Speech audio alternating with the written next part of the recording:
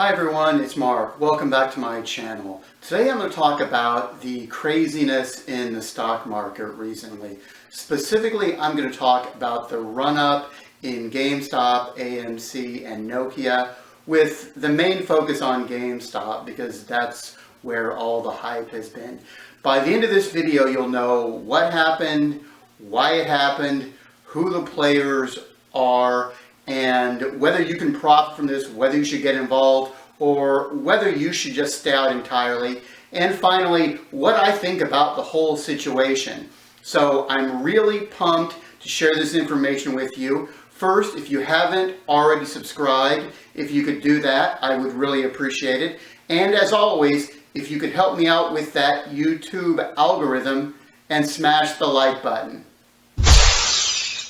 GameStop is a brick and mortar video game company that was founded in 1984 in Dallas, Texas. At the time, they specialized in selling cartridges to the Atari 2600, which at that time was the dominant game console.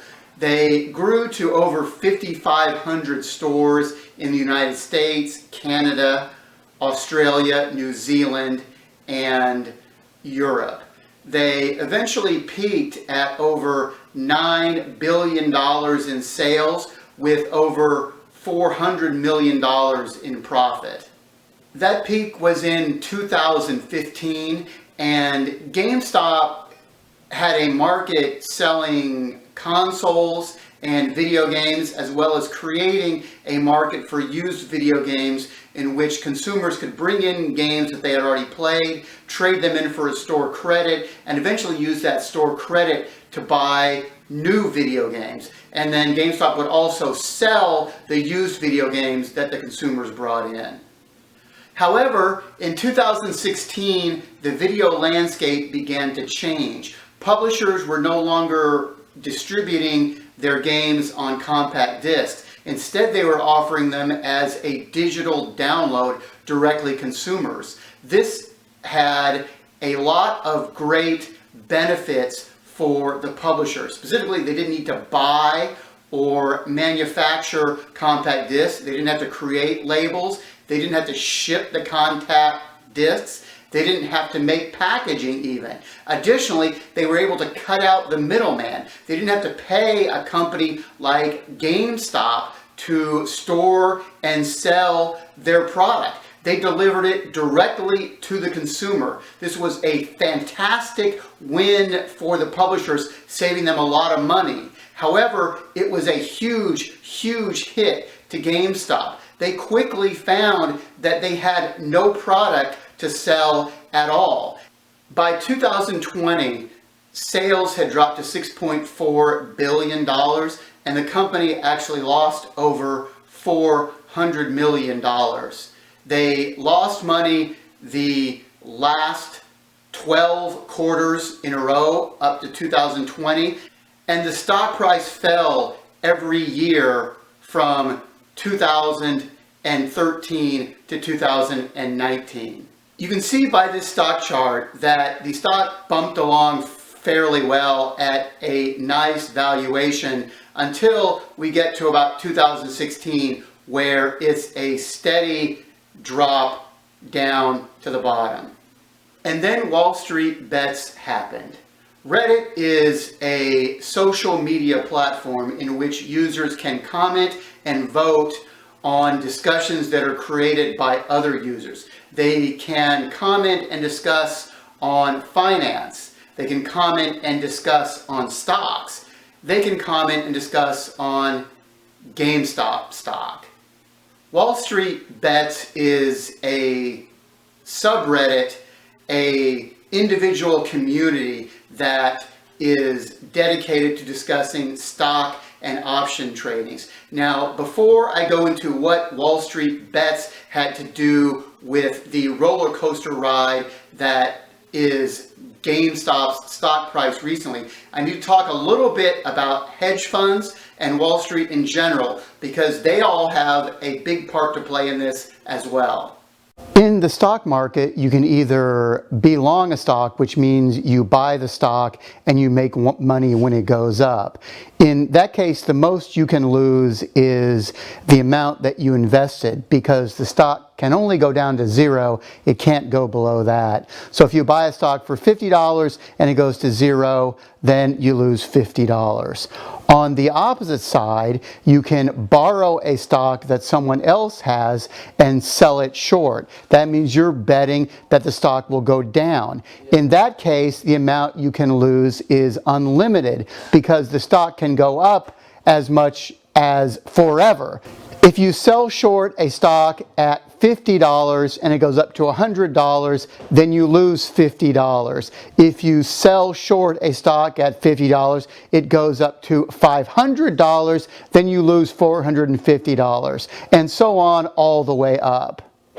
A hedge fund is an investment company that invests other clients' money.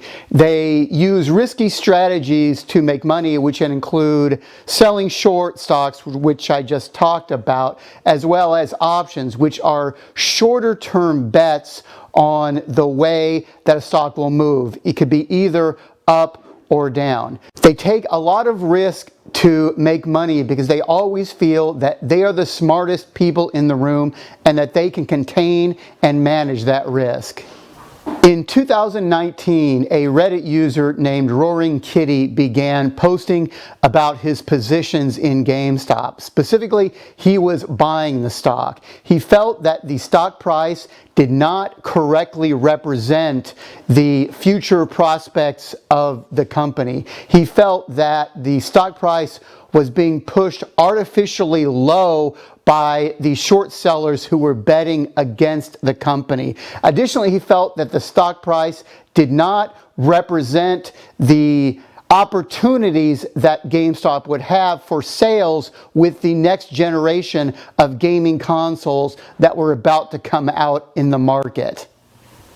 Initially, Roaring Kitty's posts on Reddit did not receive a lot of notice. However, he consistently posted. He also started a YouTube channel that was dedicated to discussing GameStop, and he eventually acquired a loyal group of followers who bought into GameStop as much because they believed in Roaring Kitty as they did in the company itself.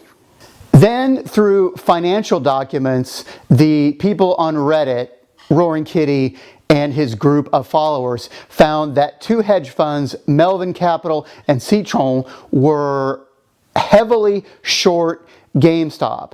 And at that point, the game was on. This was a common enemy, the evil Wall Street people, and everyone piled on in Reddit, buying GameStop stock and bidding it up to absolute record highs. The speculation of buying a low stock that was downtrodden was a rush, but also it was great to be able to thumb their nose at Wall Street. The reason the people on Reddit were able to do this is because of the rise of new mobile brokerages such as Robinhood and Webull. These brokerages no longer charge a commission to buy or sell stocks. In the past, it wouldn't have been possible for Main Street to do things like this, because every time they bought a share of stock, every time they bought any of GameStop, they would have been charged a fee. But Webull and Robinhood don't do that. So they were able to buy shares of GameStop only for the price of the stock.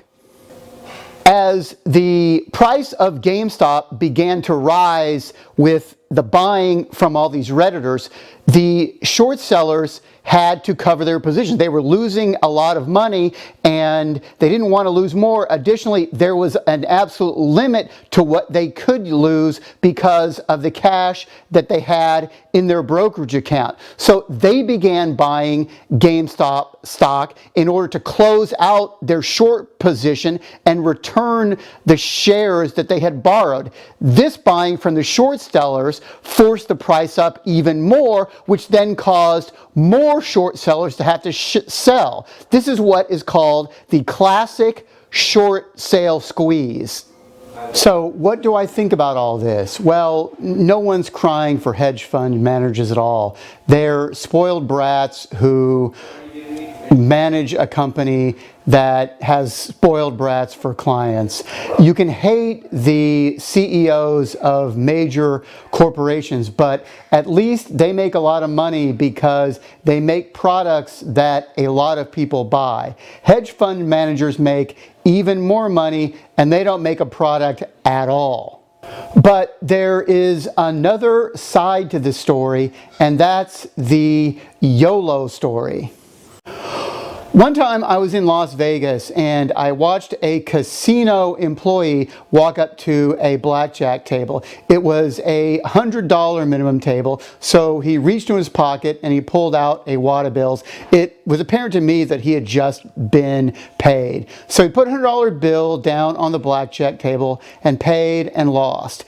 And then he took a look around, he pulled the wad of bills back out of his pocket, he looked at the blackjack table, looked at his wallet, looked at the blackjack table, looked at his wallet, put the whole wad of cash down on the table. That was YOLO. So it was either going to be a big old party that weekend or it was going to be eating nothing but ramen noodles for the next week. As it turned out, he won, so it was a good weekend for him, but I'm sure that wasn't the first or the last time that happened, and I bet he didn't win every single time. That's what I call YOLO. So I get YOLO in your life. If you want to skydive, go ahead and do it. I think that's great. It's a thrill ride. If you want to climb Mount Fuji, that's a bucket item. Go ahead and do it. But YOLO in your finances is something completely different because you may only live once, but your finances can die many, many times. If you bought GameStop stock at 1808 and sold it at $347.51, congratulations to you. You hit a home run and you struck it to all of those Wall Street fraudsters. But how many people did that? How many people bought that low? And if they did buy it, how many rode it all the way up and then rode it all the way back down? Or worse, how many people bought it at $347.51 and watched in YOLO laughter or YOLO horror as it went all the way back down? Buying and holding solid stocks for the long run is great. It's a solid investment strategy. I recommend it. Buying low-priced speculative stocks and hoping it will go up is not.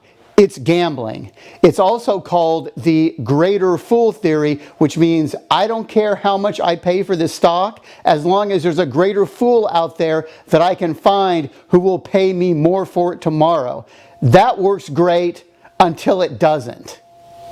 Much like the old party game of musical chairs, you didn't want to be the one not sitting in a chair when the music stopped, much like you don't want to be the one holding GameStop stock when it falls 81%, or when it falls 58% from its stock price on Friday, not just from the peak. So that's what I think about GameStop stock. I would not be in it.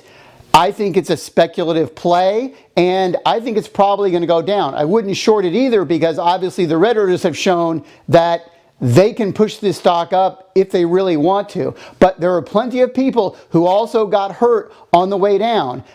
And those are people who are also in the subreddit of Wall Street Bets. If you've made it this far in the video, I would love it if you would engage with me. Go ahead and leave a comment or question down below. I do read all my comments.